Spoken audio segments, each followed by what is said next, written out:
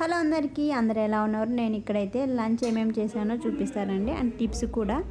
వేడి అన్నం, బెండకాయ ఫ్రై, పప్పుచారు అయితే చేశాను. బెండకాయ ఫ్రైలో నేను ఇలా వేరుశనగ పప్పు అయితే లైట్గా ఆయిల్లో వేయించి వేస్తాను. ఇక్కడ టిప్ ఏంటంటే ఏ ఫ్రైలో అయినా సరే ఈ మసాలా అయితే ఖచ్చితంగా లాస్ట్లో వేసుకుంటే సూపర్ ఉంటుందన్నమాట. ఇది వచ్చేసి వెల్లుల్లి, కొబ్బరి, కారం ఈ 3 గ్రైండ్ చేసి పెట్టుకుంటే సూపర్ టేస్ట్ ఉంటుందన్నమాట. సెకండ్ టిప్ వచ్చేసి పప్పుచారు బాగా మరిగేటప్పుడు అందులో వెల్లుల్లి, జీలకర్ర బాగా దంచి వేస్తే చాలా టేస్ట్ ఉంటుంది. లాస్ట్ కొత్తిమీర కూడా చల్లుకోవాలి.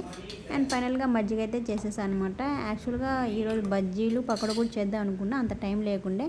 సో పిల్లలకైతే ఎగ్ రైస్ చేశాను అనమాట. Thanks for watching. ఈ జనరేషన్లో పిల్లలకి అన్నం తినిపించాలంటే ఒక్కొక్కరికి గంట టైం అయితే తీసుకోవాలన్నమాట.